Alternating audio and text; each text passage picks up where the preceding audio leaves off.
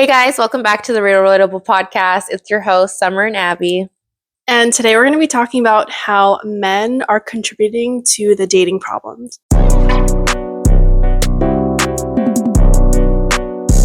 Now, I don't know if it's just me, but when I go on YouTube, there's so much manosphere content. There's so much red pill content. Like this rise of angry men who are misogynistic and think that women are only meant for recreational use. I don't know if this stuff has just always existed and now with social media, it's able to be out there so easily accessible. Maybe more men are agreeing with one another because they're seeing it everywhere on social media. Yeah. And like we were having this discussion before we even got on camera, thinking like, do we actually know personally any men like this? And the answer was no, we don't.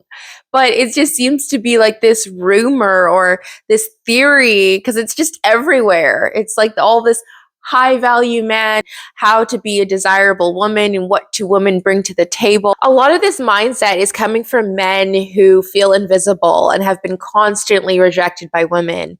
And so they're angry and they're frustrated and they're bitter. There seems to be more passport bros. They're traveling to the other side of the world to get married or find women who do value them. But really, I think a lot of these passport bros are men who are fed up with women, Western women, and they want more traditional women, which is completely fine. There's nothing wrong with that.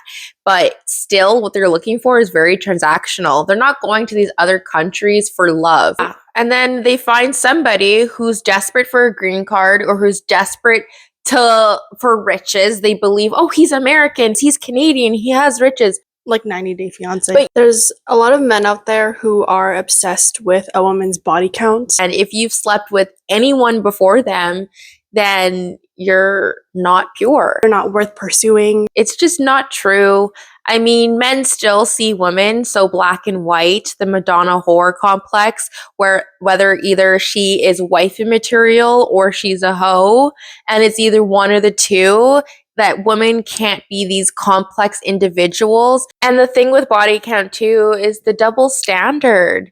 How men are so comfortable in hooking up with multiple women and having as many notches on their belt as possible, but they expect a woman to have none. People aren't even dating like they used to today. There's such a decrease in commitment, and yet you expect that there should be more virgin women. It's hookup culture for you. It's more normalized now than it was 10, 20 years ago. More situationships, people not willing to commit to one another. Men tend to struggle with being emotionally vulnerable, and so they tend to just avoid and ghost women. They tend to not be as expressive in their communication with their emotions. And so they may not even tell you if they're not interested anymore, they're not feeling you. They'll just ghost you. I've been ghosted. Have you been ghosted before?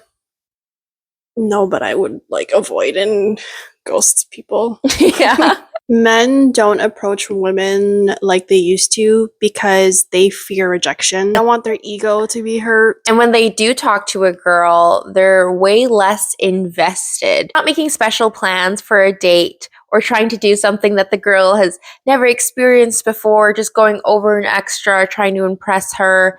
They have a very nonchalant attitude towards women these days where bare minimum effort. Yeah, they're almost indifferent. Like they're okay without them. Maybe they only ask to go on a date like the day of. Or just to go for a walk or like something like that, which is totally fine. There's nothing wrong with that. But I'm just saying it seems like men have lost their creativity when it comes to romance. And maybe it's not just their creativity, it's their motivation. And it probably has something to do with women. And if you want to know about that, go watch our last video. Clearly a problem on both sides because there wouldn't be anything to subscribe to if there wasn't women creating content like OnlyFans and whatnot. But I feel like there's a lot of men now who are also getting their sexual needs met by fantasy, by porn, and by OnlyFans, and having their favorite creators make content and they can just pay for it. And so that easy access, and yes, that is a woman problem, but the men that are choosing to subscribe and choosing to choose that over real intimacy, over being with their wives or being with their girlfriends or going out and finding a girlfriend. Their idea of intimacy and how women are supposed to perform and how they are supposed to be has been damaged. They're addicted to that kind of content. And that also leads to men doing things in the bedroom that women don't even want. Women desire love, they desire intimacy. Most women do not like what they do in those videos. We're not a joystick, You know? a punching bag. Yeah. Men care more about their status and impressing other men. Because they're trying to impress other men, they look at women as objects and trophies to possess, to show off, rather than having like somebody they actually love. I want you to take everything with a grain of salt and to know that this whole video does not apply to all men. We are not making generalizations about all men. We know that men do not come in one shape and size and in one mindset. Yeah, a lot of men are working on their careers and they're trying to become something to the world and trying to be valuable and have all this money and cars and achievements and material wealth before they even feel okay to date someone. And I know that women also contribute to this problem because it is so out there that women want money and they want status and they want cars and they want all this stuff. So men feel like that is what women want. But I think at the end of the day, women do truly desire like love and romance and intimacy and security, yes, but not the security you're thinking about. The security a woman desires is to know that every problem she has is a problem that is, it's both of your problem. You're willing to work through together. Yes, that we figure everything out together. That reliability, that loyalty of knowing that your partner is there and is not going anywhere. That's what women want. They don't want just lots of flashy things. Like when you're old, none of that stuff is going to matter. And then a lot of these men are romanticizing being an alpha male and this like toxic masculinity. They're taking this idea of women liking dominance and arrogance and they're just taking it way too far. I see videos of guys talking about how to stand like an alpha male, how to walk like an alpha male. Oh my God. How to pick up girls like an alpha male. I don't care what anyone else is saying. It is not the way you stand. It is not how much creatine and protein you took and how much of a gym workout you did. It is not those things. And it is not about controlling and ruling women saying, you can't wear that and you shouldn't go here and you shouldn't do that. No. I don't like this idea of what an alpha male is in this manosphere. So girls don't even like that. Alpha males are... Today, the alpha male is corny. It's so corny.